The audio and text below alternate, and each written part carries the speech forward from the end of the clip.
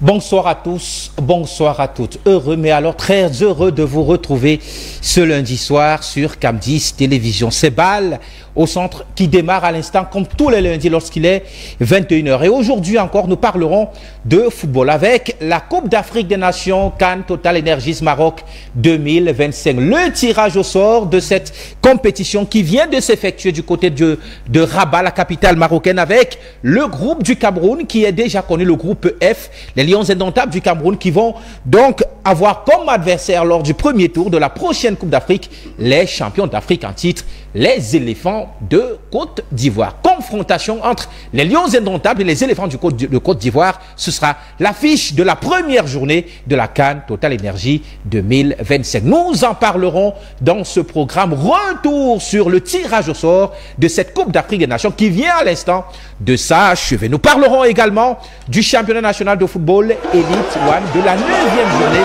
qui s'est tenue dans ce week-end avec la défaite, la première cette saison de la Colombe sportive du Diable, battue par le Canon sportif de Yaoundé 1-0. La Colombe qui cède donc son fauteuil de leader. Retour sur l'ensemble des rencontres de cette 9e journée dans un instant. Et puis enfin, nous parlerons également des élections au comité exécutif de la Confédération africaine de football. Un clin d'œil sur les deux personnalités du Cameroun, Samuel Eto'o, le président de la Fédération camerounaise de football, et Seydou Mboumoundioya, l'ancien 4e vice-président de la CAF, qui sera désormais ancien 4e vice-président au lendemain des élections des membres du comité exécutif en mars prochain, puisque les candidatures des deux hommes ont été rejetées pour cette élection. Madame, messieurs, voilà pour le sommaire de ce programme. Dans un instant, nous parlerons de tous ces sujets.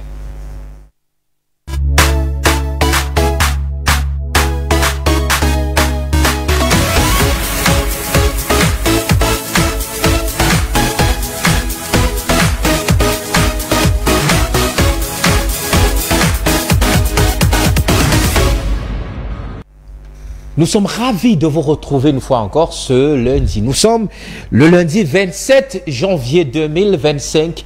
Madame, messieurs, très heureux de vous retrouver sur Cam10 Télévision. Vous connaissez le principe comme tous les lundis, lorsqu'il est 21h. Vous pouvez, pour ceux qui viennent de nous rejoindre, vous pouvez nous laisser un message sur la page Facebook de Cam10 Télévision. Vous allez sur Facebook, vous allez donc sur la page officielle de Cam10 Télévision. L'émission C'est Bal au centre. Vous pouvez nous laisser un commentaire, une préoccupation. Les experts, les analystes qui sont déjà assis sur ce programme se chargeront de vous apporter des éléments de réponse. Ils sont 3, ils seront 4 dans un instant. Et puis, on ira également prendre l'ancien international camerounais Aurélien Chedjou qui sera en direct pour essayer d'apporter son analyse sur le tirage au sort de cette Coupe d'Afrique des Nations. Mais avant, permettez-moi de vous présenter les 4 invités ce soir, nos 4 experts qui sont déjà assis sur le plateau de Bal au centre avec. Ils sont nombreux, comme tous les lundis, les meilleurs que nous choisissons pour vous apporter des éléments de réponse. Eric Joël Mingo est parmi nous ce soir, il est encore sur ce plateau. Ce soir, notre ami Georges et Salah, lui aussi, il est avec nous ce soir. Hervé Patrick Fokam, lui aussi, est avec nous ce soir, tout comme Fabien Bobo, notre consultant. Madame, messieurs, bienvenue à vous sur le plateau de Bal au centre ce soir. Encore du football. Hervé Patrick, c'est peut-être une première sur le plateau de Bal au centre ce soir, mais on parle de football et je sens qu'on va se régaler. Bienvenue. Oui, avant toute chose, permettez-moi de vous adresser mes meilleurs voeux à tout le staff managérial de Cam10. Je passe le bonsoir comme ça aux panélistes et à tes milliers de téléspectateurs qui nous écoutent. C'est la première à cette émission, mais pas la première à Cam10 parce que j'ai été plusieurs fois invité à Cam10 quand vous étiez de l'autre côté de Carrousel là-bas. Donc c'est un plaisir pour moi d'être de vôtre. Merci Hervé Patrick. Je rappelle également, confrère journaliste spécialisé dans la presse sportive, Hervé Patrick Fokam de Globe Magazine. Globe Afrique Magazine, oui. Merci d'avoir accepté notre invitation. On parle de football ce soir et je sens que nous allons nous régaler pendant 90 minutes. Et donc à côté de vous, un autre journaliste qui lui aussi est de la presse sportive, Georges Essala, qui est encore sur ce plateau. Bonsoir Georges. Bonsoir ceux qui nous regardent, bonsoir, de l'honneur, l'amitié que vous nous témoignez à nos co-discutants. C'est toujours un plaisir que de partager ces moments pour la gouverne, éclairer la lanterne de ceux et celles qui se donnent la peine de regarder tous les lundis lorsqu'il est 21h. Merci Georges. Nous disons également bonsoir à Fabien Bobo et à Eric Joël Mingue qui sont encore sur le plateau de Balle au Centre ce lundi soir. Bonsoir Eric. Bonsoir Eric, bonsoir aux co-discutants, bonsoir également à tous les téléspectateurs qui ont désormais pris ce programme comme culte. Bonsoir également au top management de Cam10 TV qui au fil des années et des jours met suffisamment de moyens pour permettre à Cam10 de pouvoir rivaliser avec les télévisions qui se veulent au sommet de la pratique audiovisuelle au Cameroun. Merci Eric Joël, merci. Bonsoir également à Fabien Bobo qui nous fait également l'honneur d'être là ce soir. Bonsoir Fabien. Bonsoir Eric, bonsoir à votre riche panel, bonsoir à vos techniciens qui nous permettent de parler. Bonsoir à vos nombreux téléspectateurs qui sont dissimulés comme ça à travers le Cameroun, l'Afrique et le monde entier. Et merci de m'avoir convié à ces débats. Merci. Messieurs, on va parler de football aujourd'hui essentiellement et on va démarrer tout de suite par l'actualité, la grosse actualité qui vient de s'achever du côté de Maroc, de Rabat au Maroc, la capitale du royaume chérifien, et les Lions indomptables du Cameroun qui connaissent leurs adversaires pour le premier tour de la prochaine Coupe d'Afrique des Nations de football. Le tirage au sort vient à l'instant de s'achever et le Cameroun est logé. Regardez la composition du groupe du Cameroun, le groupe F, en compagnie des éléphants de Côte d'Ivoire, du Gabon, des panthères du Gabon et du Mozambique. Ce sont les trois sélections qu'a hérité la sélection du Cameroun, donc les Lions indomptables dirigés par Marc Brice. On revient, on parle d'abord, avant de prendre aussi peut-être, d'analyser le groupe du Cameroun, on va peut-être prendre aussi la composition des autres groupes de cette Coupe d'Afrique des Nations de football, puisque le tirage au sort complet a donc été effectué aujourd'hui. Regardez la composition des groupes. Le groupe A, le Maroc, le Mali, la Zambie et les îles Comores. Le groupe B est composé de l'Égypte, de l'Afrique du Sud, de l'Angola et du Zimbabwe. Le groupe C, messieurs, vous me direz quel est le groupe de la mort, puisque ordinaire d'habitude, on est toujours en train de tirer, de chercher le groupe de la mort. Vous me direz lequel, d'après vous. On a le groupe C qui est composé du Nigeria, de la Tunisie, de l'Ouganda et de la Tanzanie. Le groupe D à présent. Le groupe D est composé donc du Sénégal. Le Sénégal qui est donc dans le groupe D. Après le Sénégal, on a donc dans ce groupe D la RDC, merci, le Bénin et le Botswana. Ça, c'est le groupe D. À présent, le groupe E.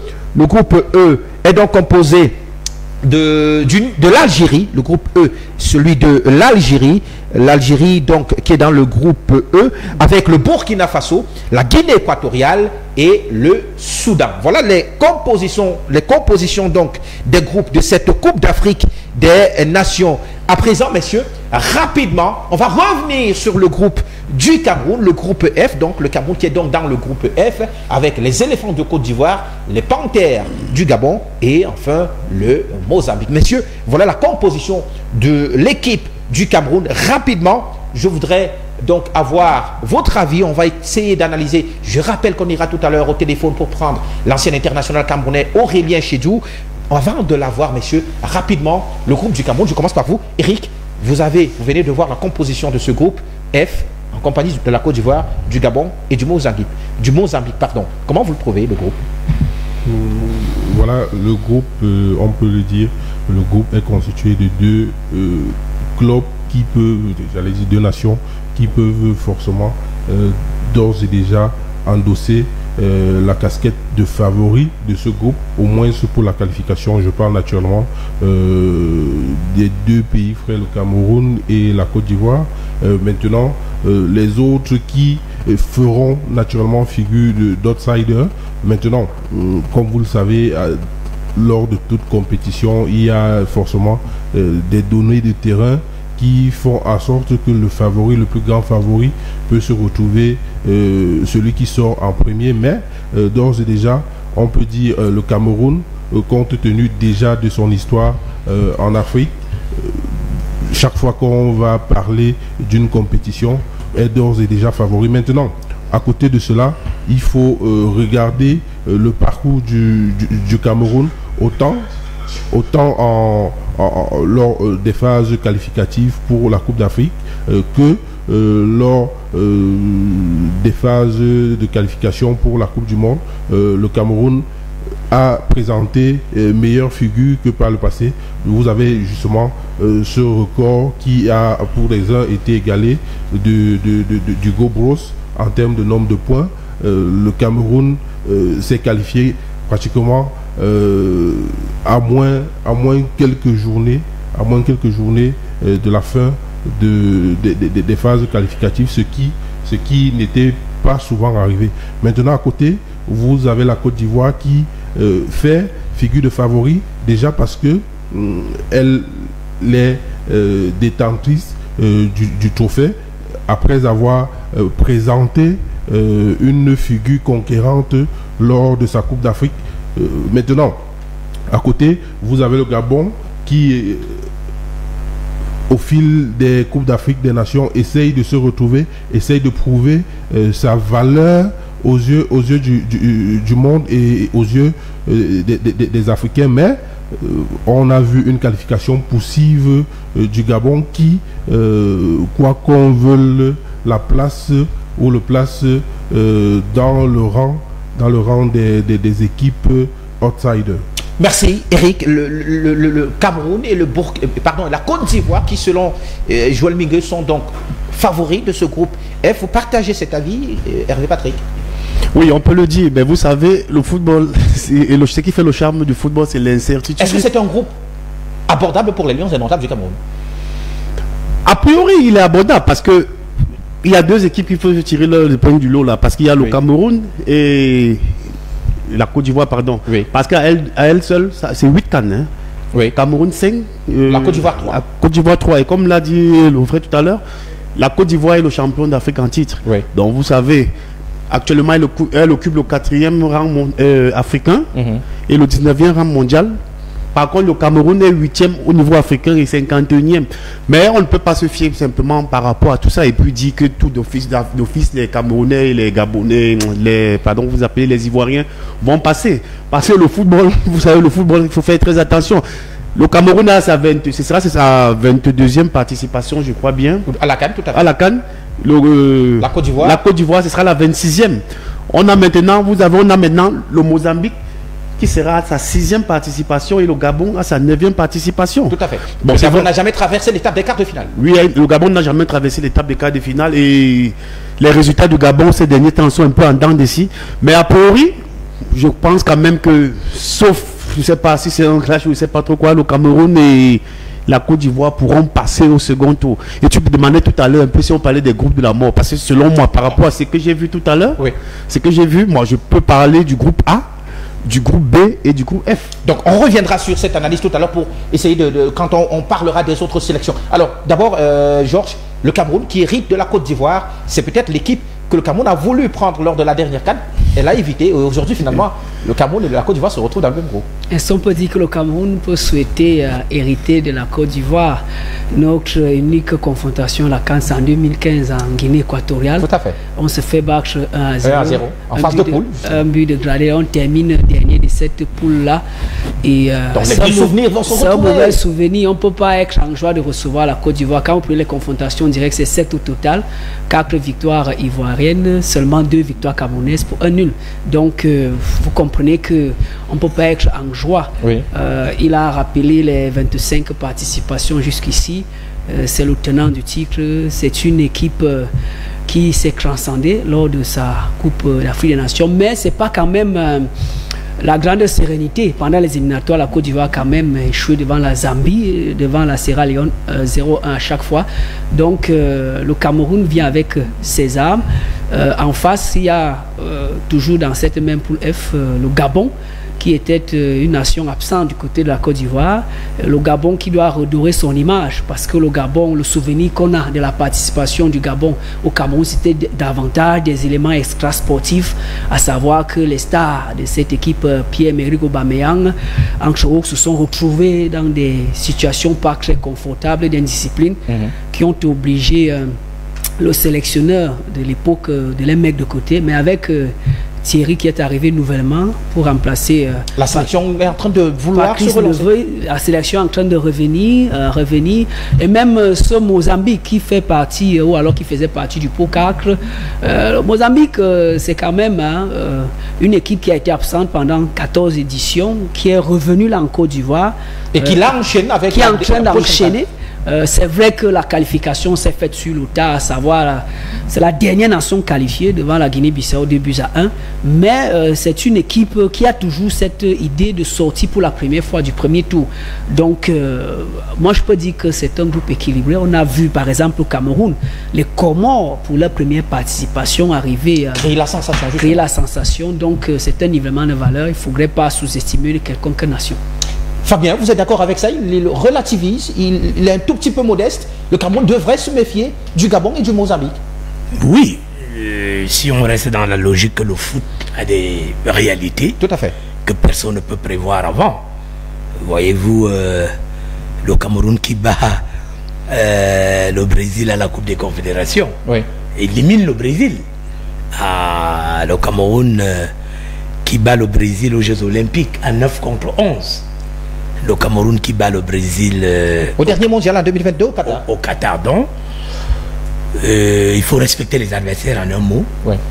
Mais sur le plan de... Comment on les appelle, les favoris. Oui. Logiquement, les deux favoris de ce groupe, c'est la Côte d'Ivoire, le Cameroun et la Côte d'Ivoire. C'est les deux favoris. Les autres sont les outsiders qui doivent se battre pour s'affirmer. Oui. Mais comme il n'y a pas de logique en football, comme je le disais au début de mon introduction, et mes copanélistes ont surabondamment expliqué pourquoi il faut être méfiant, parce que le terrain a une réalité. Qui aurait pu parier un seul radis qu'à la CAN de Côte d'Ivoire, la Guinée équatoriale pouvait battre la Côte d'Ivoire, pays organisateur, 4-0. Ça a été l'hécatombe dans ce pays. Ce qui a valu d'ailleurs le limogeage de l'entraîneur français pendant la compétition. Oui. Voilà. Donc pour dire que sur le plan des favoris, le Cameroun et la Côte d'Ivoire sont les favoris du groupe, mais les outsiders, le Gabon et l'équipe du Mozambique n'ont pas dit leur dernier mot. Ils reviennent avec beaucoup de soif, beaucoup d'envie de prouver que ils ne sont pas les petits poussets, comme on les appelle souvent. Donc il faut se méfier, il faut prendre match par match, il faut être sérieux et être humble. Eric, Joël, avant d'aller au téléphone, prendre Aurélien Chedjou, ancien international camerounais qui a d'ailleurs disputé deux Coupes du Monde avec les Lions indomptables du Cameroun.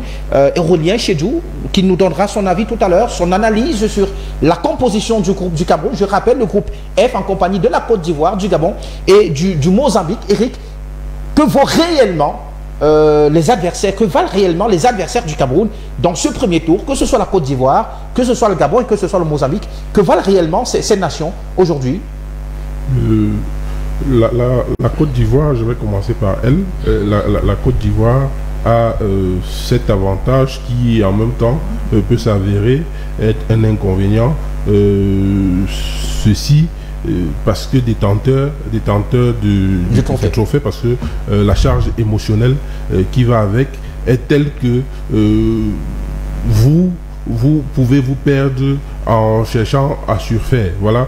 Et surtout, il faut ajouter à cela le fait que cette équipe de Côte d'Ivoire vit une sorte de transition générationnelle, s'il faut l'appeler ainsi, parce que vous avez beaucoup de joueurs qui sont partants. Eric, je vais aller au téléphone. On va rapidement aller au téléphone pour apprendre l'avis, l'analyse de Aurélien Chedjou, l'ancien international camerounais, ancien défenseur des Lions indomptables du Cameroun, qui est donc au téléphone, qui va nous donner son analyse sur le tirage au sort de cette Coupe d'Afrique. D'abord, le groupe du Cameroun. Bonsoir Aurélien. Bonsoir. Merci de nous prendre au téléphone, Aurélien. Vous êtes un ancien footballeur, ancien international du Camerounais, avec notamment la clé des Coupes du Monde disputées. Alors aujourd'hui, vous venez, tout comme nous, de vivre ce tirage au sort de la CAN 2025. J'imagine le groupe du Cameroun, le groupe F, vous connaissez déjà les adversaires. Alors comment vous le trouvez? Disons que c'est homogène. Hein. match homogène avec déjà sachant que le Cameroun n'était pas dans un chapeau 1, de savoir qu'on va jouer contre la Côte d'Ivoire tenant du titre. Et puis le Gabon qui est en train de monter, même si on sait les qualifications qui ont été difficiles pour eux, ça n'enlève en rien leur qualité, j'ai envie de le dire. Oui. Ça va être assez difficile si on croit que c'est facile. Parce qu'aujourd'hui en Afrique, il n'y a plus vraiment de petites nations, si je peux dire ça comme ça. Alors, du coup, c'est très homogène, comme je disais au départ de mes propos. Donc, il va falloir lever encore son niveau pour passer dans ce groupe. Alors, ça veut dire que quand vous regardez la composition de ce groupe, Aurélien, vous n'êtes pas confiant, vous ne pensez pas que le Cameroun devrait sortir de cette poule de manière, je vais dire, un peu plus facilement? Il n'y a pas de facile au Cameroun, il n'y a pas de facile au football, surtout pas au Cameroun. Oui. Si vous avez bonne mémoire, la dernière CAN, comment on se sort du groupe après cette défaite contre le Sénégal. Tout à fait. Je pense que chaque match pendant cette CAN, il va falloir l'aborder comme si c'était une finale, pour ne pas avoir de regrets à la fin. C'est surtout comme ça qu'il faut prendre cette compétition. Le facile, ça n'existe pas en Coupe d'Afrique, surtout pas quand on s'appelle le Cameroun. C'est vrai que ces dernières années, le Cameroun nage entre le bien, le moins bien et le parfait, quasiment, quand on se rappelle de comment c'est qualifié pour la Coupe du Monde. Mais une fois encore, on a un héritage à porter, on a un maillot à faire briller sur le continent. Ils l'ont bien montré pendant la dernière CAN, même si je sais que les premiers insatisfaits, ce sont les acteurs. Mais il va falloir mettre son bleu de chauffe et donner ce qu'il faut pour sortir de cette poule. Alors, quand on regarde l'équipe que dirige Marc Brice aujourd'hui, la composition, en tout cas, quand on regarde l'effectif des Lions indomptables du Cameroun, en ce moment précis, c'est vrai que la CAN, c'est dans 11 mois, au mois de décembre prochain. Est-ce qu'on peut être confiant tout de même, Aurélien? Vous ne pouvez pas vous projeter comme ça en fait. Il y a beaucoup de trucs qui entrent en compte. Il y a certainement des blessures que je souhaite le moindre possible à mes jeunes compatriotes qui sont en équipe nationale en ce moment. Il y a la forme du moment. Il y a, quand je disais la forme du moment, c'est ceux qui sont là, qui doivent continuer à performer parce que derrière, ça cogne aussi à la porte pour pouvoir intégrer cette équipe. Il y a beaucoup de choses qu'il faut prendre en compte. Pour le moment, c'est vrai que le groupe a très bien joué, a montré de belles qualités, mais comme je disais, il y a beaucoup de choses à prendre en compte en fait. Les blessures, les suspensions, etc.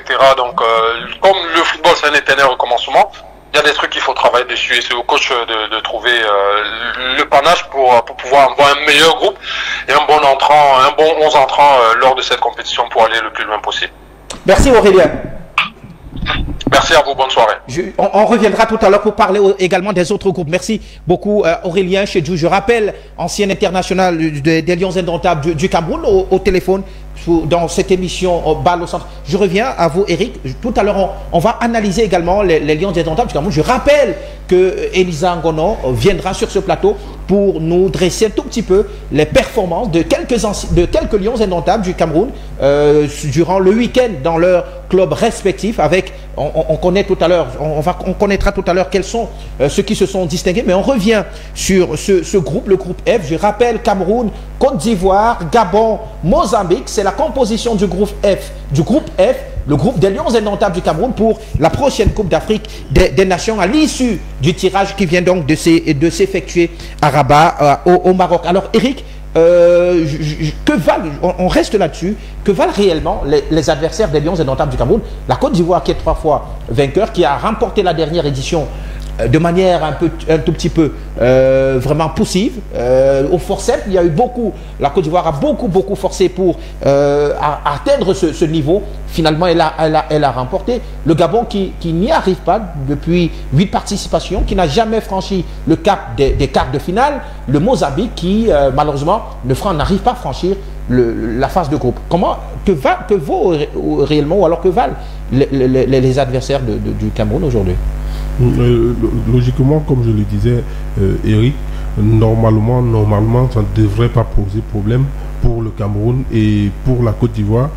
Mais comme on l'a abondamment dit ici, il faut rester sur le fait que le football a ceci de merveilleux que un résultat n'est jamais connu avant que l'arbitre n'ait donné le coup de sifflet final. Donc, quand on a dit ça, on a tout dit. Mais en toute logique, le Cameroun et la Côte d'Ivoire devraient s'en sortir. Maintenant, quand je parlais de la transition générationnelle que vit l'équipe de Côte d'Ivoire, précisément parce que de ce côté, vous avez des gars qui, bien que connaissant depuis pratiquement 10 ans, la tanière, si on doit l'appeler ainsi, bien que connaissant les regroupements des différentes sélections avec la succession des entraîneurs, sont pratiquement chez les départ. Vous avez le cas avec Max Alain Gradel qui est pratiquement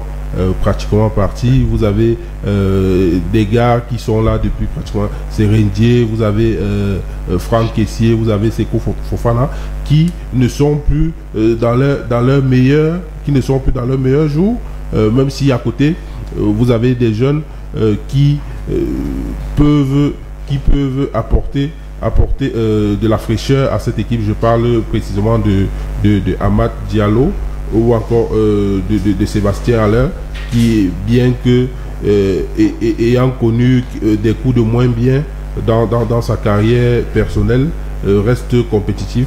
Ce week-end encore, c'est lui qui a permis à son équipe au niveau de la coupe hollandaise de se qualifier en marquant 2 fois. Donc c'est une équipe qui doit trouver le savant dosage entre vieillesse et jeunesse pour éviter à cette équipe-là, à la nation ivoirienne, de ne pas connaître, parce que une chose est sûre, il n'y a pas le soutien du public qui a permis à cette équipe de pouvoir puiser dans les profondeurs pour venir à bout dans des rencontres qui étaient pratiquement perdues, si je dois le dire ainsi. Donc il y a cet élément sur lequel il faut jouer. Il y a le Cameroun qui affiche un très bon visage, mais depuis quelque temps. Mais entre le dernier match du Cameroun et le premier match de la CAN, beaucoup de choses peuvent se passer. Vous pouvez avoir un effectif, c'est pas ce qu'on souhaite pour le Cameroun. Vous pouvez avoir un effectif constitué de joueurs pratiquement titulaires. Vous voyez, tout va tellement vite dans le football. Prenez par exemple le cas de Christopher Wu, qui était pratiquement le patron de cette défense des Lions indomptables, mais il a fallu simplement le changement de son entraîneur avec du côté de la France, avec le Stade Rennais, pour qu'il se retrouve au banc. C'est la même chose. Également, regardez Charles Castelletto, on s'est posé la question sur son positionnement. Aujourd'hui, lui également, il se retrouve positionné en sentinelle dans l'ère de jeu. Il y a autant de choses qui peuvent changer et qui peuvent amener le coach à revoir ce qu'il avait pensé être sa philosophie.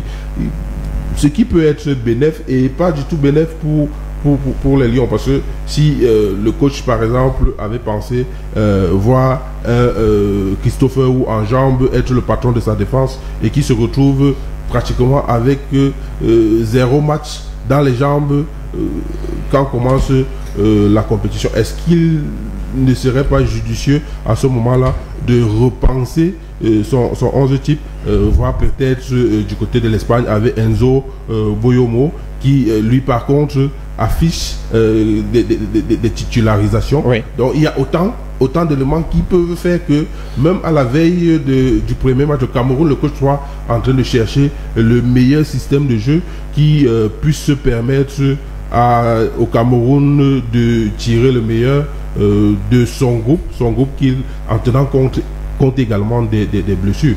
Mais comme je l'ai dit, le Gabon, ça a été poussif lors des qualifications. Aubameyang est revenu, son départ ou alors ses multiples départs n'ont pas toujours été pour des raisons footballistiques, de telle sorte qu'on se pose la question de savoir s'il était nécessaire de le faire revenir. Maintenant, il faut voir et questionner comment il pourra vivre avec l'ensemble du groupe pour, n'est-ce pas, voir s'il y a cette possibilité de se surpasser pour le Gabon et aller, pourquoi pas, titiller ces deux clubs qui n'ont pas besoin de forcer pour être les favoris de ce groupe. En tout cas, le Cameroun et la Côte d'Ivoire, en tout cas, pour les analystes, font office de favoris du groupe, même s'il va falloir craindre le Gabon et le Mozambique qui constituent également ce groupe. Que vaut aussi la sélection des Lions indomptables du Cameroun? En tout cas, on va essayer d'avoir une tentative de réponse tout à l'heure avec les récentes performances des Lions indomptables en club, notamment le week-end dernier. C'est avec Elisa Nkono que nous allons accueillir sur ce plateau dans un instant.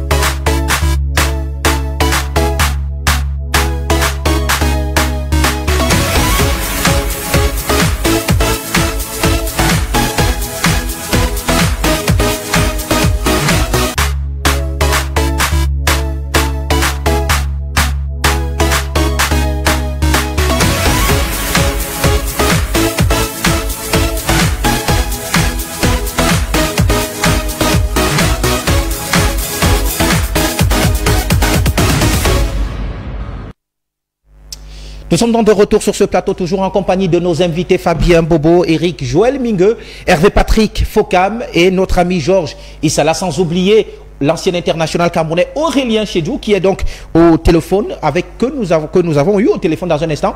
Elisa Nkono nous a donc rejoint sur ce plateau. Elisa, le tirage au sort de la Coupe d'Afrique vient de s'effectuer. On connaît désormais le groupe du Cameroun. Toi aussi, j'imagine, tu l'as vécu. Et donc, tu vas essayer de nous donner les performances, les récentes performances des Lions indomptables du Cameroun en club pour essayer d'avoir une idée de ce que peut valoir l'équipe de Marc Brice en ce moment précis, même si la CAN est encore dans un avenir, je vais dire, dans 11 mois précis. Bonsoir et bienvenue. Bonsoir Eric Bilon.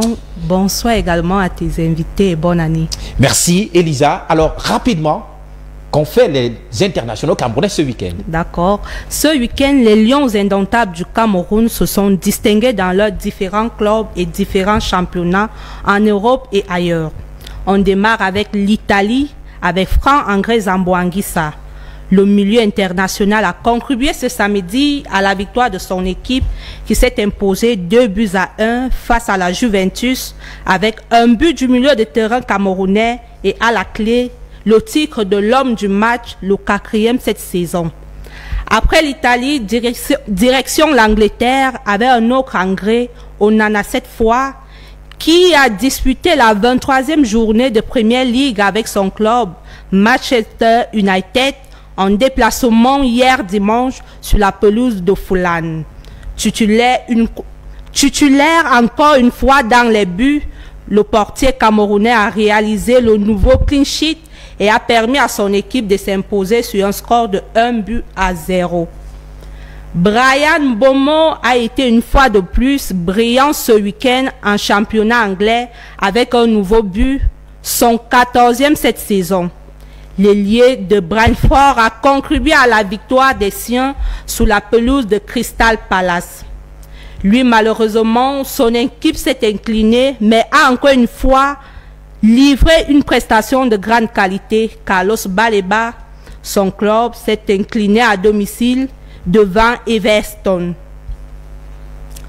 En Espagne, cette fois-ci, Ivan Neyour et son club ont fait jeu égal 0 partout face à Bilbao avec une belle prestation du milieu camerounais.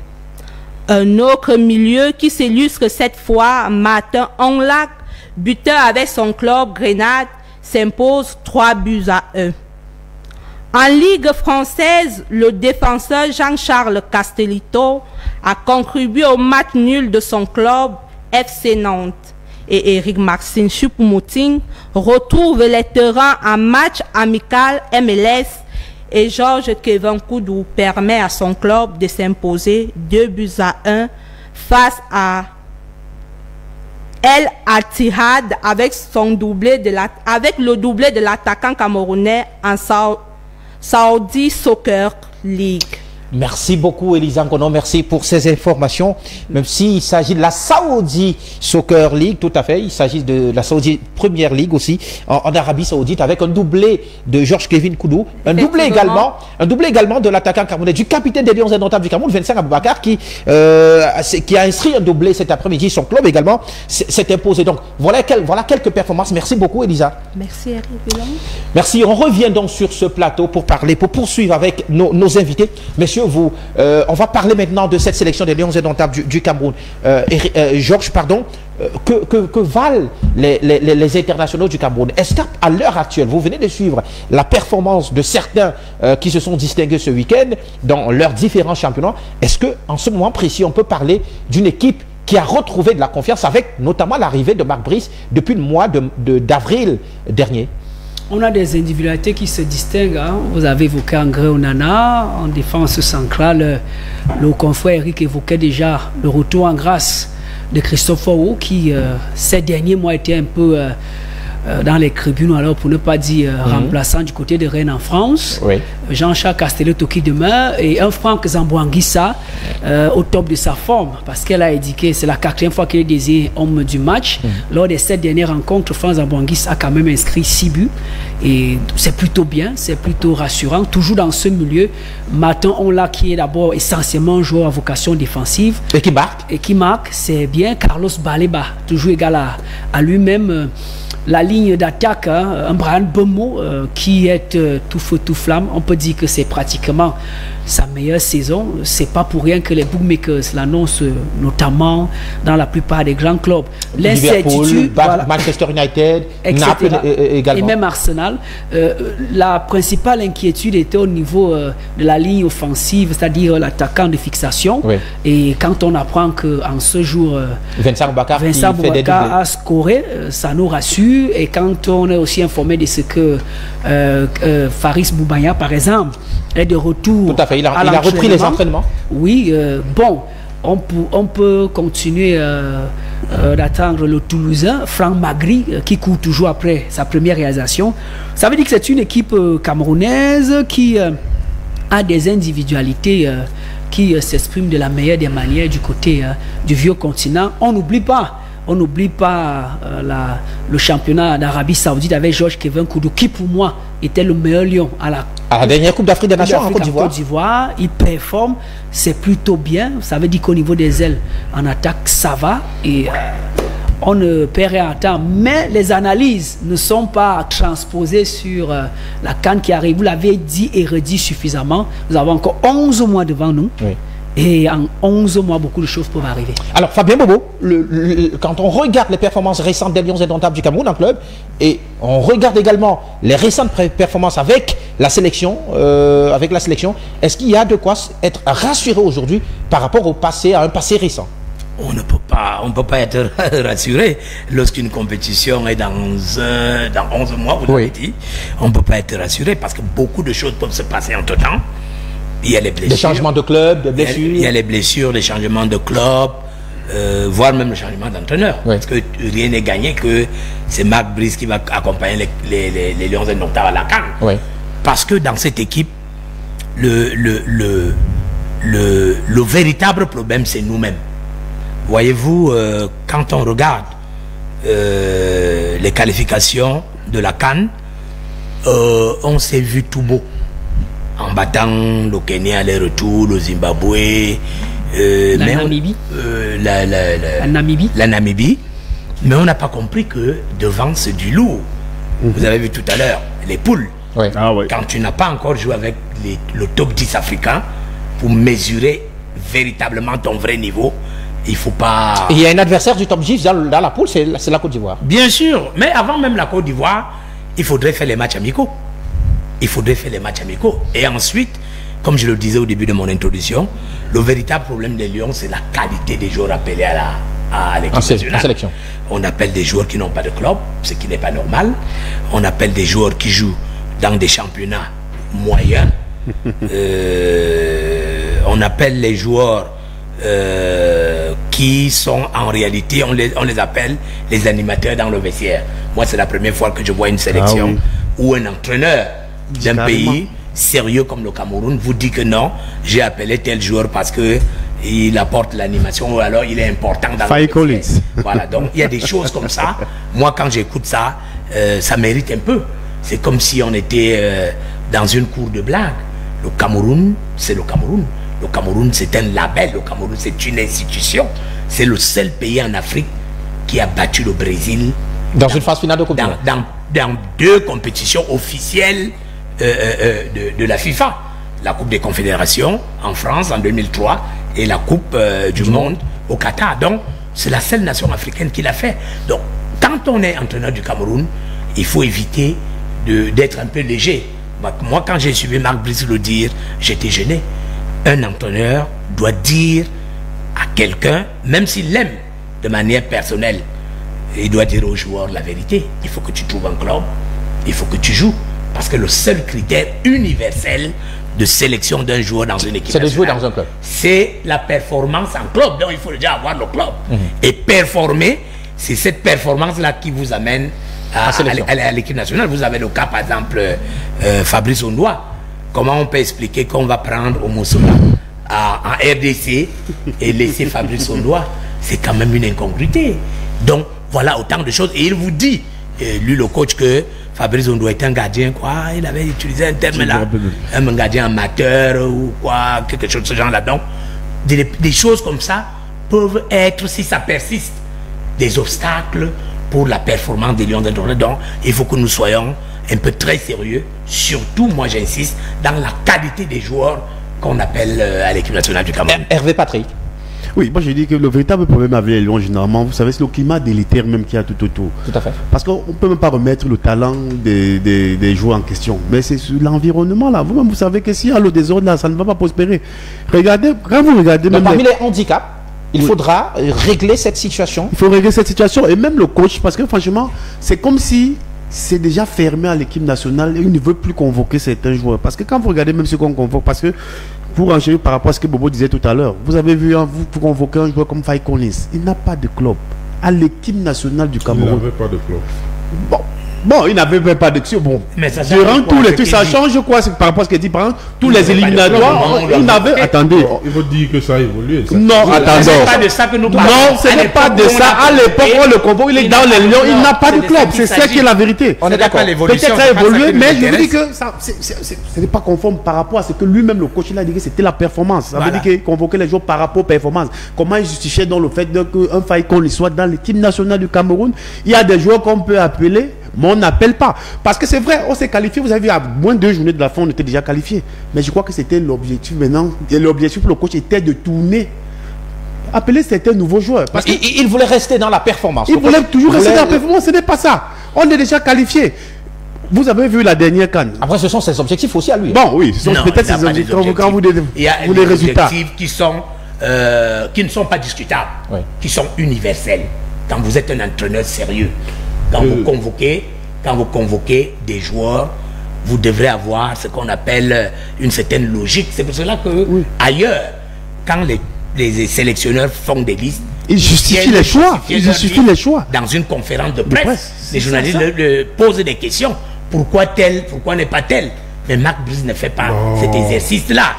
J'assiste à toutes les conférences. Je ne parle pas de ce que je ne maîtrise pas. Non, vous ne pouvez pas dire ça. Quand Germain Noleseng vient lire... On va revenir.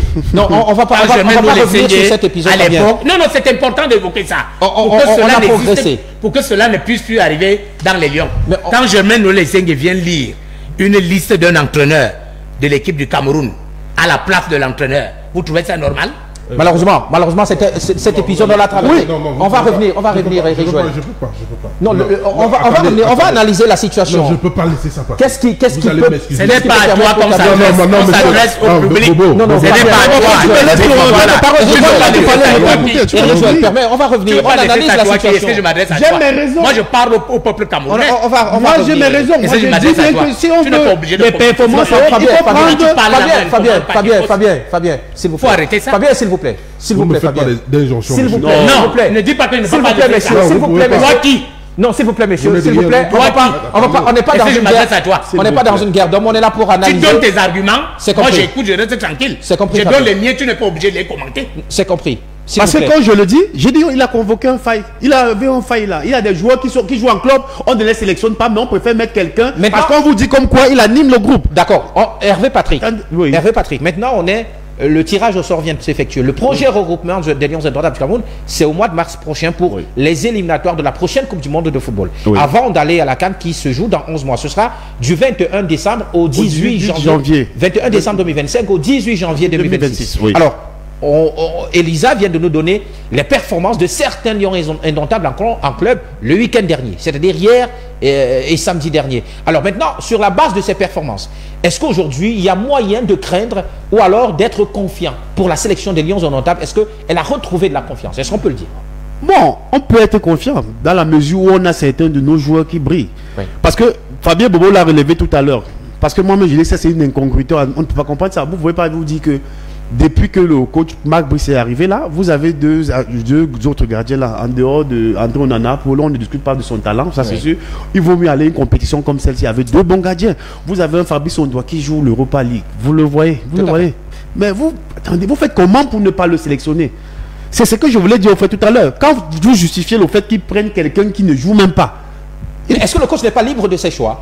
Non. Non. Il n'est pas libre de ses choix libre. parce qu'il n'est pas le responsable des résultats des Lions indomptables. C'est compris. Le responsable des C'est la résultats, fédération. C'est le président de la fédération. C'est compris. Parce Hervé qu'en Patrick. cas d'échec, laissez-moi C'est aller la jusqu'au fédération bout. qui répondra. C'est important Non, de mais il dire faut ça au pas Congrès. que quand je prends la parole, On n'a même jamais parlé quand tu parles. On te laisse parler. On va vous donner la On te parole, laisse parler, Eric. on va pas parler On va quand pas tu vas donner- parler. oui, donne-moi la parole. On va te laisser Oui, parler, oui, même si tu veux oui. parler une C'est moi qui journée. modère. Même si tu veux C'est parler compris, une journée, Fabien. tu vas parler. Fabien. Donc je disais qu'il n'est pas le vous n'avez pas le comptable. monopole de la bêtise. Je peux vous le rappeler. Non, il faut laisser Non, ça. vous n'avez pas besoin de- Laisse ça, dis donc, laisse ça. Non, Laisse restez ça, s'il vous plaît. laisse ça. On va analyser de manière Donc froide. j'étais en train de dire ceci. Oui. Marc Brice n'est pas le comptable des résultats des Lions indomptables. C'est le président de la fédération qui est le comptable des résultats des Lions indomptables. Mais Marc Brice est le responsable des joueurs qu'il convoque en sélection. Non, il est responsable des joueurs qu'il convoque, mais il doit justifier ses convocations. Il n'est pas libre, il n'est pas dans un Congo ou quelqu'un au Congo et qui fait ce qu'il veut. C'est compris. C'est pour cela qu'en 2010, par exemple, Rappelons Fabien. lorsque le Cameroun fait une mauvaise Coupe du Monde, nous sortons dernier en Afrique du Sud. Oui. Oui. Vous savez que Paul Logon a refusé de rentrer De au revenir Cameroun par avec ici, l'équipe. oui. Oui, bien sûr. Il a fallu qu'on lui dise que monsieur, quel qu'en soit le résultat, vous êtes encore entraîneur de l'équipe du Cameroun. C'est comme ça qu'il accepte d'embarquer pour arriver au Cameroun. Et quand il arrive au Cameroun, vous savez là où il s'est arrêté? À l'aéroport. À la zone internationale de Simalène. Oui. Oui. La zone- Parce qu'il sait que la zone internationale, personne ne peut l'inquiéter là-bas. Tout à fait. Donc, l'entraîneur n'est pas le comptable des résultats des Lions. C'est compris, Fabien. Donc, il n'est pas C'est compris. Alors, aussi libre que vous le alors pensez. la question, elle est simple. Oui. Le Cameroun, les Lions indomptables du Cameroun, est-ce qu'on peut dire que la confiance est retrouvée quand on regarde les derniers résultats et les récentes performances des Lions indomptables, certains Lions, dans leurs clubs respectifs? On pourrait dire que la confiance est revenue si on se fie juste aux résultats. Tu es un journaliste introduit, tu sais que ce n'est pas toujours ça. Il y a toujours des petites guéguerres. Oui. C'est pour ça que je parlais tout à l'heure de l'environnement. Que même les autres compétitions comme les autres CAN et autres, où on est souvent sorti, ce n'est pas parce qu'on était médiocre. Mais quand je vous dis quand l'environnement est pourri, ça déteigne même sur notre rendement. Donc, si on se fie aux résultats, oui, c'est vrai qu'on peut aller plus loin. Parce que même la dernière CAN, c'est vrai qu'on a eu des joueurs titulaires comme Bemo et Aboubaka qui étaient blessés et autres. Mais maintenant, avec des nouveaux joueurs comme les Baliba et autres, je crois qu'on va aller sur une nouvelle dynamique. On peut être confiant, mais la CAN, c'est encore dans 11 mois. Donc, il y a beaucoup de choses qui peuvent se passer entre temps. Eric Joël, on revient, on ne va pas revenir sur les épisodes précédents. On avance dans le débat. Les Lions indomptables du Cameroun aujourd'hui, est-ce qu'on peut considérer cette nation comme favori du groupe F, ou alors la Côte d'Ivoire est légitimement favori en tant que récent vainqueur et en tant que nation mieux classée en ce moment précis devant le Cameroun au ranking FIFA? Eric, je l'ai suffisamment dit. Le Cameroun, forcément, du fait de son histoire, du fait de sa notoriété, est d'ores et déjà favori quand on parle de... Devant la Côte d'Ivoire? Bien évidemment, même si la Côte d'Ivoire est le détenteur du titre, ça ne change rien. La Côte d'Ivoire a également un meilleur ranking en ce moment précis au classement FIFA devant les Lions. Ils sont 19e. Oui, parce que au niveau africain, ils sont 4e. Vous savez d'où le Cameroun vient. Vous savez d'où le Cameroun vient. C'est suite à un enchaînement de mauvais résultats. Oui. Voilà. Maintenant, vous ne pouvez pas... il y a des choses qu'il ne faut pas accepter. Vous ne pouvez pas... le coach, quand vous avez un entraîneur, il est jugé sur la base des résultats qu'il fait. Aujourd'hui, vous avez le... On ne va pas revenir sur ces résultats récents. Ils sont plus ou moins acceptables. Ils sont bons. Les résultats, on est d'accord. Il est même au bout de sa logique. Vous allez me permettre. Non, Fabien permet. Vous allez me permettre. Ah non, c'est pas vous qui... S'il vous plaît, Eric. S'il vous plaît, Eric. Il y a un modérateur sur ce plateau. Il y a un modérateur sur ce plateau qui recadre les choses. Donc allez-y, donnez votre analyse sans toutefois... Donnez votre analyse. Interrompu chaque fois. Eric, donnez votre analyse. Il t'a interrompu. Parle, même si tu veux parler pendant une semaine. Si vous ne donnez pas votre analyse, je serai obligé de passer à autre chose, Eric. Non, mais attendez, je dis ceci. Vous n'êtes pas venu faire le procès de l'entraîneur. On est d'accord. D'un entraîneur. Est-ce que tu nous empêches de parler ce que nous voulons dire? Est-ce que tu nous empêches de dire ce que nous voulons dire? Messieurs, je serai. On va passer à autre chose. Fabien. Non, mais il y a des gens qui vous vivez de ça. S'il vous plaît, Eric. Vous vivez de ça sur les plateaux. Messieurs, on va, s'il vous plaît. On va prendre une légère transition. C'est vous qui grimacez, c'est pas moi.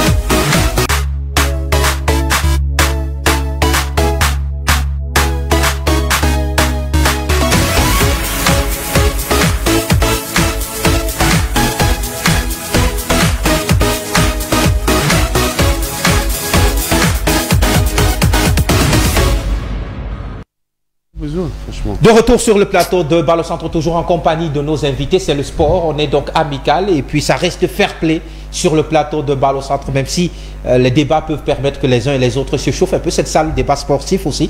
Mais on revient sur cette Coupe d'Afrique des Nations, le tirage au sort. Vous l'avez suivi certainement. En tout cas, le CAM10, l'émission Ballon Centre vous a donné la composition des différents groupes. Donc, à l'issue de ce tirage au sort, messieurs, on va revenir sur la composition intégrale des groupes. Je rappelle que le Cameroun est dans le groupe F, en compagnie de la Côte d'Ivoire, du Gabon et du Mozambique. On va actuellement prendre la composition des autres groupes de cette Coupe d'Afrique des Nations. Regardez le tableau, ce tableau qui affiche les groupes complets à l'issue donc de cette Coupe d'Afrique des Nations. Le groupe A, celui du pays hôte, le Maroc, qui est donc le pays hôte, qui est donc dans le groupe A et qui sera l'un des favoris, l'une des nations à suivre de cette compétition. Regardez, le groupe A, le Maroc, le Mali, la Zambie, les îles Comores. Le groupe B, l'Égypte, l'Afrique du Sud, l'Angola, le Zimbabwe. Le groupe C, le Nigeria, la Tunisie, l'Ouganda et la Tanzanie. Le groupe D, à présent, lui est composé du Sénégal, de la République démocratique du Congo, du Bénin et du Botswana. Le groupe E, maintenant, le groupe E, lui, il est composé, le groupe E de l'Algérie, du Burkina Faso, de la Guinée équatoriale et du Soudan. Et enfin, le groupe F, c'est celui du Cameroun. Alors, rapidement, messieurs, on a donc les compositions complètes du groupe. Georges et Salah, je commence par vous. Vous avez pris connaissance avec les groupes dans cette émission. Alors, quel est votre favori quand on regarde déjà les compositions dans le groupe A? Quel est votre favori? Logiquement, peut-être le Maroc? Logiquement, c'est le Maroc. Nous sommes un peu obligés de revenir sur ces éliminatoires. Le Maroc est la seule nation qui a fait sans faute, 18 points sur 18. Au Maroc, nous étions aux Jeux Olympiques. Le Maroc a eu la médaille en bronze, en balayant l'Égypte 6-0 en demi-finale. Donc le Maroc... en quart de finale? Le match de la 3e place. Tout à fait. Pour les Jeux Olympiques. Oui, il y a eu confrontation africaine. Voilà. Donc, tout à fait. C'est vrai que le Maroc était attendu en Côte d'Ivoire, mais le Maroc n'aura pas. A déçu. Mais on n'oublie pas que le Maroc, au Qatar, c'était quand même la première nation à accéder aux demi-finales avec des individualités. Et qui, pour la plupart, sont encore dans l'effectif marocain aujourd'hui. Hakimi, Regragui qui est là. Donc, et le Maroc qui court derrière. Sa première CAN depuis un peu plus de. C'est 49 ans. Parce que la dernière, c'était en 1976. Donc, on comprend que la soif est intense de ce côté. Et le Maroc qui a cette envie de renouer avec. Et quand vous regardez le Maroc, à chaque fois que cette nation a organisé une compétition, c'est au bas mot, ce sont les demi-finales. Parce que quand vous prenez celle de 88, le Maroc est sorti en demi-finale par le Cameroun. Le Cameroun, oui. Vous revenez même à la CAN féminine 2022, le Maroc perd en finale devant l'Afrique du Sud. Et à chaque fois, c'est un peu ça. Donc, c'est une équipe qui arrive très souvent au bout. Il y a donc ce Maroc. Mais pour moi, le groupe de la mort serait le groupe B avec l'Égypte qu'on ne présente plus. Tout à fait. L'Égypte avec ses 7 trophées. Et même dans une forme incroyable, quand vous regardez les compétitions africaines interclubs, l'Égypte est la seule nation qui a éliminé 5 clubs, notamment en Coupe de la CAF et en Ligue africaine des champions. Et on sait que c'est une formation qui s'adosse essentiellement sur le championnat local. Aujourd'hui, est-ce que c'est encore à demander? Les bookmakers s'accordent à reconnaître que Mohamed Salah est pratiquement le meilleur joueur du monde actuel. Avec l'arrivée de Marmouche qui vient de Francfort du côté de City. Donc l'Égypte sera là. Vous prenez l'Afrique du Sud qui a terminé la 3e place en Côte d'Ivoire. Vous avez l'Angola qui a quand même eu le mérite de finir premier de sa poule. Et puis qui s'est arrêté en quart de finale également. En quart de finale devant le Ghana. Donc, et même ce Zimbabwe qui a eu à imposer un score de parité au Cameroun lors des éliminatoires. On a eu à transpirer pour s'imposer 2-1 ici à Omnisport. Donc, pour moi, la poule de la mort, le groupe B. C'est le groupe de la mort. Je ne vois pas une moindre équipe dans cette poule qui est la 2e. Bon, le groupe C, peut-être le Nigeria.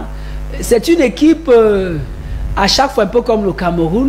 C'est vrai qu'il y a Eric, qui alterne entre du bon, du moins bon. Oui, Eric Chel arrive là, le franco-malien comme sélectionneur, mais c'est Nigeria quand même finaliste. De la dernière CAN. C'est Nigeria les 2 derniers ballons d'or. C'est-à-dire qu'il y a Lukman et même qui est le récent ballon d'or, le détenteur. Donc les individualités sont incroyables. Si on ajoute à cela des pays comme la Tanzanie, qui a ces clubs qui s'imposent bien, Simba en Coupe de la CAF première de sa poule, ou encore Young Africans. Donc voilà des équipes à observer de très près. Alors Eric, Joël, je reviens à vous Eric.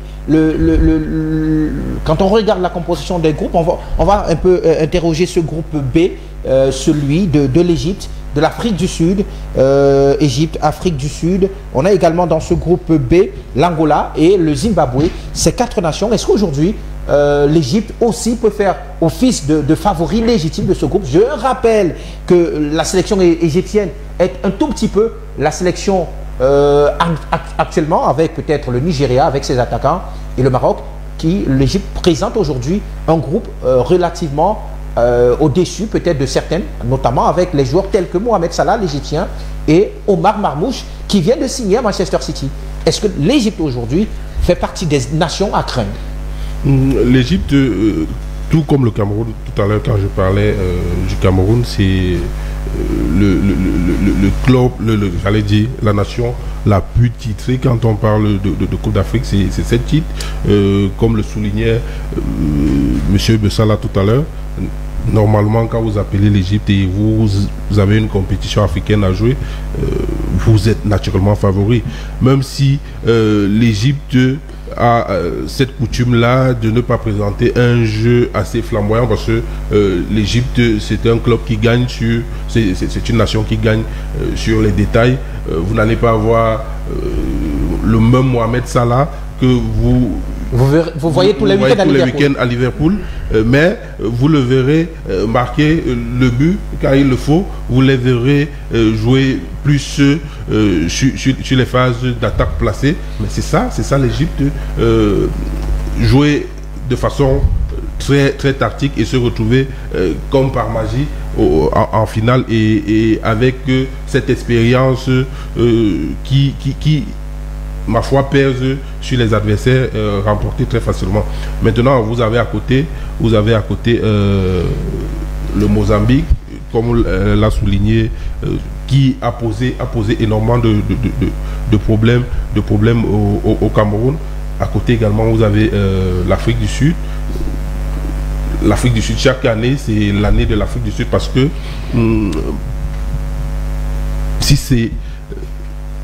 on plaide pour que les nations africaines mettent suffisamment de moyens pour développer, je veux dire, les nations d'Afrique noire mettent suffisamment de moyens pour développer le football local. L'Afrique du Sud fait partie de ces pays qui a réussi à mettre énormément de moyens dans le développement des clubs locaux, et ce qui permet que les sélections sud-africaines puisent pour l'essentiel des joueurs de leur championnat. Maintenant, ce qui fait davantage la force de l'Afrique du Sud, c'est Hugo Broos, parce que il maîtrise cette compétition. L'ancien sélectionneur des Lions Indomptables qui a réussi l'un des exploits de l'histoire de cette CAN, parce que remporter la Coupe d'Afrique 2017 comme il l'a fait avec le Cameroun relève d'un exploit, et aujourd'hui il a réussi à créer un véritable groupe du côté de l'Afrique du Sud. Quand vous voyez les Bafana aujourd'hui évoluer, c'est véritablement une équipe. C'est une équipe qui peut mettre à mal n'importe quelle équipe, même si vous appelez l'Égypte. Donc c'est un groupe qui dans lequel ça se jouera sur des faibles détails, sur des questions purement stratégiques et tactiques. Est-ce que c'est l'année peut-être de l'Égypte qui n'y arrive pas depuis 2010, rappelons-le, la dernière Coupe d'Afrique remportée par les pharaons d'Égypte? L'Afrique du Sud aussi, ça date de beaucoup d'années déjà.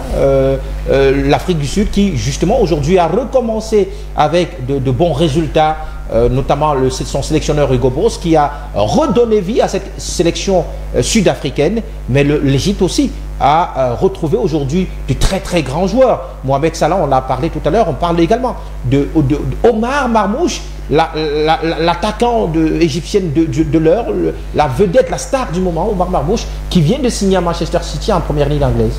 Est-ce que c'est peut-être l'année de cette sélection? Bon, c'est difficile de le dire. Pourquoi? Parce que le Maroc, il faudra aller chercher le Maroc. Hein. Ouais.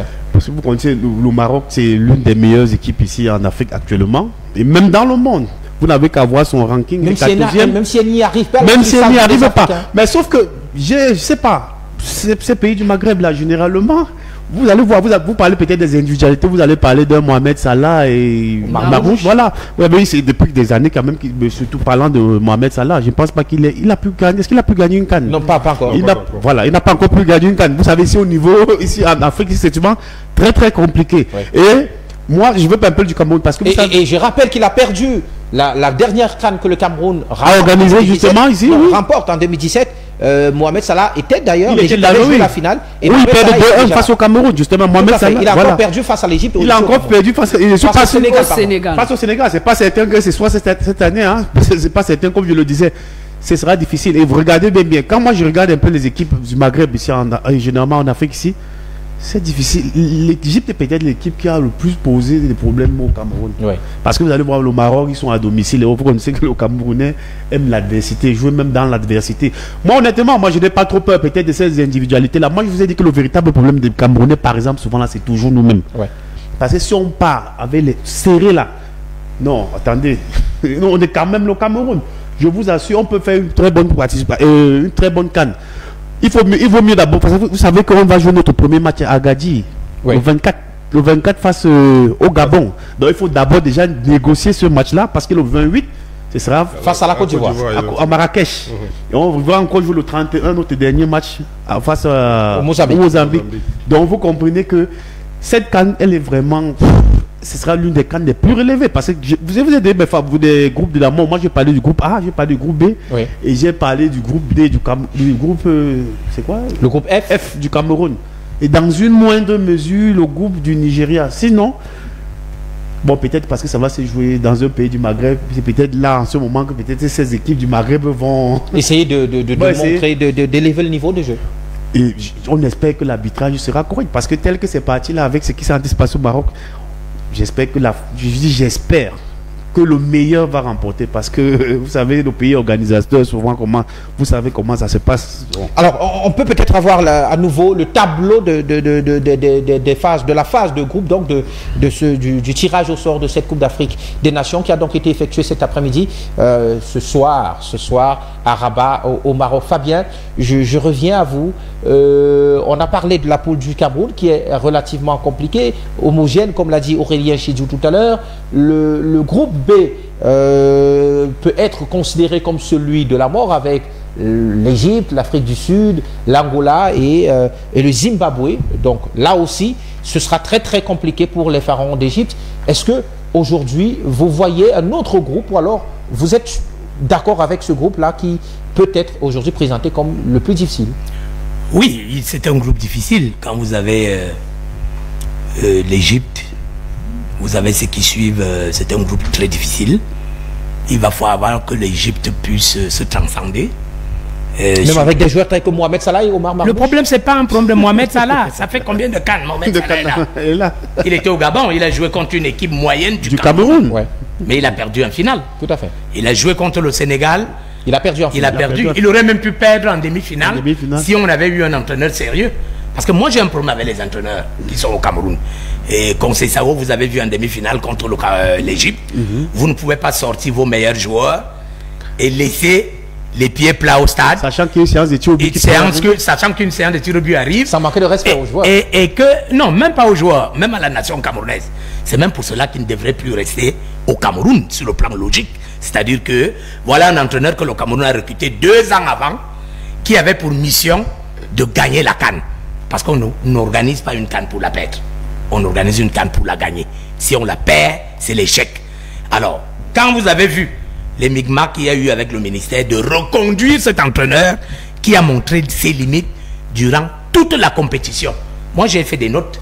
Je regardais les matchs, je faisais des notes. Il n'y a pas eu une équipe type de Conseil Sao pendant la CAN au Cameroun.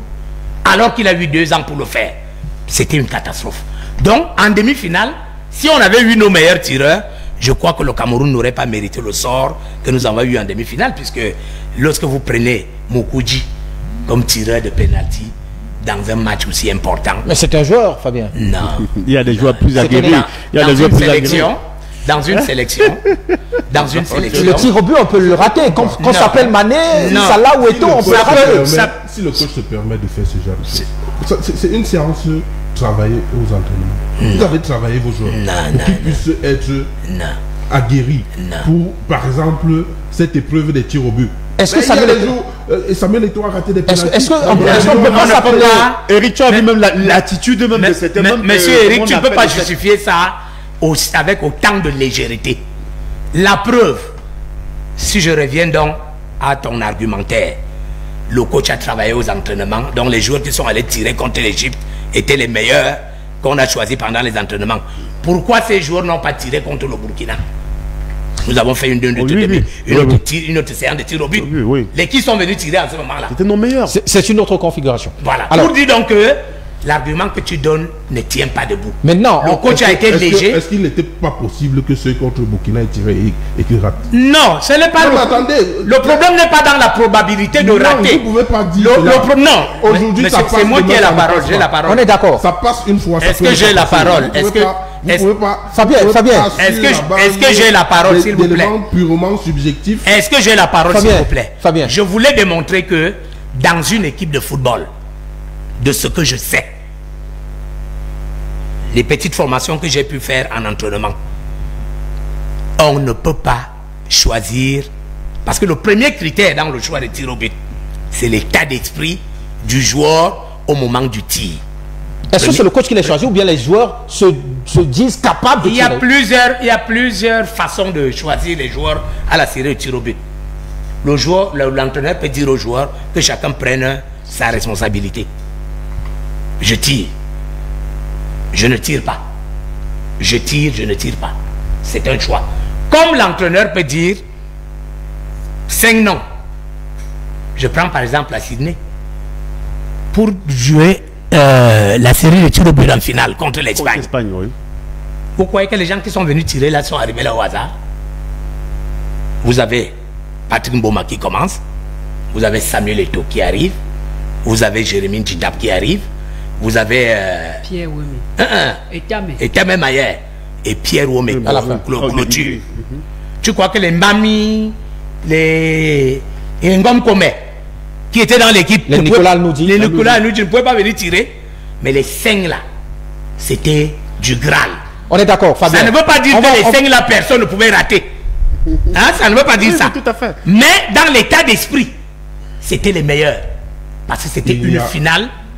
Les tirs au but ne sont pas une science exacte. On est d'accord. On le sait. C'est ce qu'il a dit. On est d'accord. Vous avez Mbappé, Kylian Mbappé. Qui rate souvent, non? Qui a raté des pénaltys. On est d'accord, mais c'est ce qu'il a dit. Ce n'est pas une science. Avec le Real de Madrid. Je suis donc en train de dire que il y a beaucoup de critères qui entrent. Non, mais vous Fabien, on l'a compris. Maintenant, on va avancer. Vous ne savez pas ce qui s'est passé. Non, je sais parce que j'ai fait l'entraînement. Peut-être aux entraînements. Je sais parce que, je le dis, Monsieur Miguel, je le sais parce que j'ai fait la formation. Tu as sorti tes meilleurs tireurs de pénalty. Moi, je parle la CAN. Nous, on est au stade justement ce jour-là. Le meilleur tireur de pénalty sur la base de quoi? Alors, on va. C'est l'entraîneur, c'est lui le Cameroun. Fabien, ce n'est pas vous qui êtes extérieur à l'équipe. Et Moukoudji était donc le meilleur tireur du Cameroun. On va pas refaire le procès. On va pas refaire le procès. Moukoudji était donc le meilleur parmi les meilleurs. On va pas refaire le procès de la CAN 2022. Même Jay Clinton, tu vois même ça, la façon. On va pas revenir. Pour dire que ce sont des petits détails qui peuvent amener une équipe à passer à côté d'un match alors qu'elle a un potentiel énorme sur le plan des individualités, sur le plan collectif et sur le plan même de l'environnement. On revient maintenant sur l'Égypte. C'est pour ça que je suis en train de dire donc que l'Égypte, vous avez vu, ils ont joué combien de finales? Parce que l'équipe égyptienne aujourd'hui, ce n'est pas la génération de Boutrika à l'époque. Hein? Oui, 2006, 2008, voilà. 2010. Ce n'est pas la génération de Mohamed. Il y avait Osam Hassan. Il y avait aussi un Mido. Oui. Voilà, il y avait Mido qui jouait, je crois, à Marseille à l'époque. Ce n'est plus cette génération-là.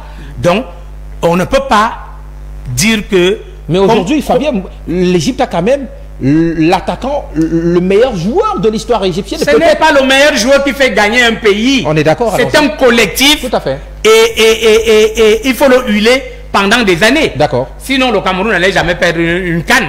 Le Cameroun a perdu la CAN avec Eto'o, non? Oui. C'était le meilleur du Cameroun, non? Oui. Alors, donc, il ne faut pas, c'est pas un joueur qui fait gagner une CAN. Tout à fait. C'est un groupe soudé qui se bat les uns pour les autres. Donc, pour vous, vous avez vu au Gabon, le Cameroun n'a pas gagné parce que c'était la plus grosse équipe. Ils étaient soudés, en fait. Ils étaient soudés et ils avaient des convictions. Ils se battaient pour les autres. Je prends le cas en finale. Lorsqu'on titularise Teke, qui a mal à la cuisse, parce qu'il a une élongation, on fait des infiltrations parce qu'il faut à tout prix qu'il joue. Alors que vous avez Nicolas Nkoulou qui est là, qui peut le remplacer logiquement. Lorsque vous titularisez pendant toute une compétition Nditambe, qui ne marque aucun but, alors que vous avez au banc Aboubakar Vincent, qui pouvait entrer et changer les cours des matchs, ça cause un problème. Et vous avez donc vu en finale, lorsque Aboubakar Vincent et Nkoulou entrent, c'est eux qui changent la physionomie. C'est compris.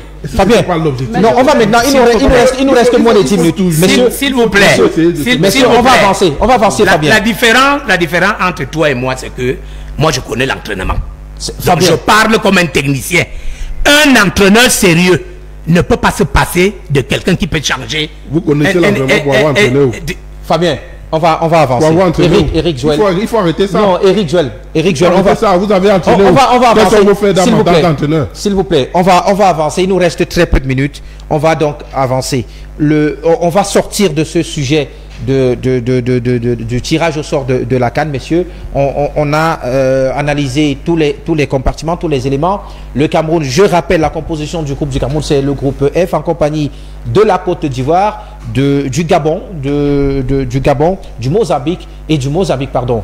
Cameroun, Côte d'Ivoire, Gabon et Mozambique. Et les autres 5 groupes ont été effectués aujourd'hui. Je rappelle, la CAN se joue du 21 décembre 2025 au 18 janvier 2026. Le premier match de cette Coupe d'Afrique des Nations, le pays hôte, le Maroc, va donc ouvrir le bal chez lui à domicile. Et le Cameroun, qui rêve d'une 6e étoile, ira donc à la conquête de cette Coupe d'Afrique des Nations qui se jouera donc au royaume chérifien. Avec les groupes que vous avez vus tout à l'heure, ce sera relativement compliqué. Et pour cette Coupe d'Afrique des Nations, 9 villes vont donc accueillir les rencontres de cette Coupe d'Afrique des Nations avec les stades repartis dans 9 villes différentes du côté du Maroc. Ce sera une édition inédite. Jamais 9 villes n'avaient été mobilisées pour cette compétition avant la CAN 2025. Rendez-vous donc au mois de décembre prochain pour cette Coupe d'Afrique des Nations de football. Un léger jingle, rapidement, quelques secondes, et on revient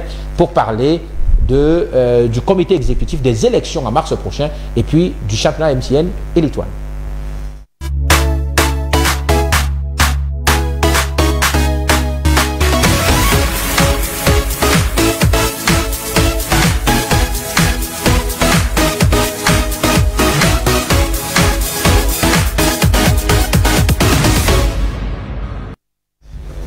De retour sur le plateau de Cam10 Télévision, le plateau de Ballon Centre, toujours en compagnie de nos invités. Et on va parler cette fois en 5 minutes, rapidement, messieurs, des élections au comité exécutif de la Confédération africaine de football. Des élections qui se tiendront au mois de mars prochain, avec une mauvaise nouvelle pour le Cameroun. Les deux candidats, les deux personnalités qui étaient candidats à la candidature comme membre du COMEX ont donc été rejetés. D'abord, le président de la Fédération camerounaise de football, Samuel Eto'o, et Seydou Mboumoun Dioya, l'ancien président de la Fédération camerounaise de football. Les deux candidatures ont donc été rejetées par la commission de la CAF, qui a donc rendu publique la liste des candidats au comité exécutif du comité de la Confédération africaine de football et des Africains qui devront donc être représentés de l'Afrique au Conseil de la FIFA. Rapidement, messieurs, un mot là-dessus. Georges, rapidement, comment avez-vous suivi cette actualité? On pensait qu'une candidature camerounaise allait sortir du COMEX. Malheureusement, il n'y aura pas de Camerounais au prochain comité exécutif de la CAF. Oui, nous sommes peinés quand on sait que cette CAF aura été dirigée par un fils du pays, Sayatou. Pendant un peu plus de 28 ans. Oui, 29 pour être précis. Et qu'aujourd'hui, le Cameroun, qui est la locomotive du football en zone UNIFAC, sur le plan sportif, ne soit pas au niveau des instances décisionnelles. Ça nous gêne. On est en train de se rendre compte qu'au-delà peut-être du cacao, du pétrole, on exporte déjà nos crises en interne au niveau de la scène internationale. Vous savez que très souvent, lorsque le sport sort du cadre, du rectangle vert, je suis un peu peiné. Et ce qui me réjouit quand même, c'est que finalement l'information l'emporte sur la communication. Vous savez que ces derniers temps, selon les sensibilités, selon les bords, oui, on annonçait Samuel Eto'o, on annonçait Mboumoun Dioya, finalement on se rend compte que la communication, c'est pas l'amour qu'on porte à X ou l'attachement qu'on a à Y. Les faits sont là. C'est le Cameroun qui perd une place de choix. Je ne sais pas. Il n'y a pas d'agneau dans ces bras de fer. Oui. Il n'y a pas d'agneau. C'est une guerre d'intérêt. Je ne sais pas trop pourquoi. C'est regrettable. On a envie de se demander jusqu'à quand est-ce qu'on va sortir de l'auberge. C'est dommage qu'on consacre nos énergies à faire avancer le football. Malheureusement, Fabien, on a eu ces débats. C'était d'ailleurs notre débat lundi dernier. Est-ce qu'il peut y avoir, est-ce qu'il pourrait y avoir une possible union entre Seydou Mboumoun Dioya et Samuel Eto'o pour une candidature unique du Cameroun au COMEX de la CAF? Malheureusement, on se rend compte que ça n'a pas eu lieu. Il n'y a pas eu de concertation entre les deux personnalités. Aujourd'hui, c'est le Cameroun qui perd, malheureusement. Non, mais quand on lit les textes de la CAF, il est prévu que le Cameroun peut présenter deux candidats. Oui. Sauf que le deuxième candidat devrait être une femme. Première chose. Donc, il n'y a pas de conciliation entre Seydou Mboumoun Dioya et Samuel Eto'o. Les textes de la CAF le prévoient. Maintenant... Il parle déjà, voilà, c'est écrit. Voilà. Maintenant, quand vous prenez les mêmes textes de la CAF, on vous dit que le candidat légitime, c'est le président de la fédération. Parce qu'il est parrainé par la fédération. Ou du moins, c'est le candidat que la fédération parraine. Je dis donc que sur le plan logique, pour arriver au comité exécutif de la CAF, il faut être parrainé par la fédération d'origine. Puisque M. Sédou Mboumoundioya est allé là-bas avec un parrainage de la fédération camerounaise de football lorsqu'il était président. Oui. Hein? Maintenant, on vous dit donc que Monsieur Mboumoundioya, parce que j'ai entendu les gens pérorer. Moi, rapidement, Fabien, on en a que... C'est important, hein, il faut expliquer aux Camerounais. Mais rapidement. Il faut expliquer la vérité aux Camerounais. Parce qu'il y a trop de micmacs dans cette affaire-là. Donc, moi, j'ai discuté avec... enfin, j'ai fait des plateaux avec des gens qui nous ont dit non, Mboumoundioya n'a pas besoin de parrainage. Vraiment, il va aller là-bas. Je leur ai dit que non, vous ne pouvez pas aller à une institution comme la CAF si vous n'avez pas le mandat de votre fédération. Donc, maintenant, au niveau du rejet, les deux raisons. Le président Samuel Eto'o sa candidature a été rejetée pour les problèmes d'éthique. Les fraudes fiscales, ils ont dit. Pour les problèmes d'éthique. Bon, il parle même de... Moi, j'ai lu éthique. La CAF, c'est pour un problème d'éthique. Voilà, il parle d'éthique. Est-ce qu'il y a dans la CAF, là, une commission d'éthique? Malheureusement. Il n'y en a pas. Oui. Les textes de la CAF ne prévoient pas de sanctions. Je dis qu'il n'y a pas une commission d'éthique là-bas. Ils ne peuvent donc pas connaître un problème qui concerne l'éthique. C'est à la FIFA. C'est à la FIFA qu'on devrait aller sanctionner. Mais est-ce que la CAF, étant une institution inférieure à la CAF, membre de la CAF, ne peut pas la CAF, pardon, étant une institution inférieure à la FIFA, et donc membre de la FIFA, ne peut pas convoquer les statuts de la FIFA pour prendre une décision qui concerne la CAF? Non, il ne peut pas convoquer. Tu convoques comment? D'accord, c'est compris. Tu ne peux pas convoquer. Tu as dit, tu es une institution, tu as tes statuts, tu as ton règlement. Si quelque chose n'est pas prévu, tu dis que tu es incompétent. Justement. C'est ça. Il ne faut pas être érudit du droit pour comprendre ça. Donc, il ne faut pas avoir fait la Sorbonne, avoir, je ne sais pas moi, les doctorats en droit pour le comprendre. C'est compris. Parce que le droit, c'est également le bon sens. Maintenant, Fabien, le Cameroun sort donc de là sans candidature. Est-ce que ça, malheureusement, le Cameroun n'est pas perdant? Ce n'est pas encore perdu. Qui vous a dit que le candidat Samuel Eto'o ne va pas attaquer cette décision? Est-ce qu'il y aura encore le temps d'attaquer? Est-ce que c'est un problème de temps? C'est qu'on attaque ce qui n'est pas normal. D'accord, c'est compris. Quand quelque chose n'est pas bien, on attaque. Merci. Merci. Éric Joël, le Cameroun, c'était prévisible selon vous? L'issue que nous venons d'annoncer? Que le Cameroun n'ait pas de candidat à la prochaine élection des membres du comité exécutif de la CAF. Vous savez, Eric, je peux réclamer cette qualité de juriste là sur ce plateau. Et tu me refuses la qualité d'entraîneur? Rapidement, en 2 minutes, s'il vous plaît. Il nous reste 5 minutes. Et tu me refuses la qualité d'entraîneur? Parce que tu vois les incongruités. Parce que vous allez me permettre. Rapidement, Eric. Il nous reste 2 minutes. Vous savez ce qui se joue lundi dernier sur ce plateau déjà. Je fustigeais l'absence de conciliation entre les deux acteurs camerounais qui se présentaient. Malheureusement, je n'ai pas pu apprécier la motivation de la commission de gouvernance de la CAF. Maintenant, il faut me permettre de revenir sur une chose très brièvement. La commission de gouvernance de la CAF est exactement comme la commission électorale au sein de la Fédération camerounaise. Oui. Elle a la charge de recevoir les candidatures, de les examiner. Conformément non seulement au statut de la Fédération internationale de football, au principe du football, au principe du sport. Du coup, la candidature de Samuel Eto'o ne pouvait pas dire, quand le juge est saisi, il est obligé de statuer. Si son texte ne dit rien, il s'en va chercher le texte qui régit la non-réalité. Il peut être plus haut, il peut être plus bas. Mais le juge saisi a l'obligation de statuer. C'est la raison pour laquelle on le traite de Dieu. On dit du juge qu'il est un Dieu. Merci. Parce qu'il a cette obligation de statuer. Merci, Eric. Peu importe où il va puiser. Même s'il n'a pas la compétence. Merci, Eric, c'est compris. Maintenant, la question, elle est simple. Est-ce que, malheureusement, la bataille entre les deux hommes, Samuel Eto'o et Mboumoundioya, ne fait pas perdre aujourd'hui Le Cameroun je ne dirais pas ça parce que je parlais de la motivation tout à l'heure parce que jusqu'ici... Il nous reste 30 secondes. Il vous reste 30 secondes. Je reste perplexe parce que Fabien Mobo tout à l'heure parlait de 2 mécanismes, 2 possibilités. Mais c'est bien 3 possibilités parce que un membre du comité exécutif de la CAF, l'article 22 des statuts de la CAF lui permet également de devenir encore membre. Maintenant, il faudrait voir la motivation que si effectivement il y a un rejet de la candidature de Bombo Njoya, parce que si vous regardez encore, vous appréciez la liste qui circule sur internet ou alors la liste rendue publique par la Confédération africaine de football. Vous avez 9 membres qui toquent à la porte du comité exécutif. Pourtant, le comité exécutif est composé de 13 membres d'abord. Tout à fait. 13 membres plus 1, parce qu'il y a le membre Jean. Oui, tout à fait. Féminin, et donc il y a des possibilités. Donc vous avez 14. Aujourd'hui, il y a donc des possibilités. J'aimerais bien savoir pourquoi la CAF a rendu possible une liste de 9 membres uniquement.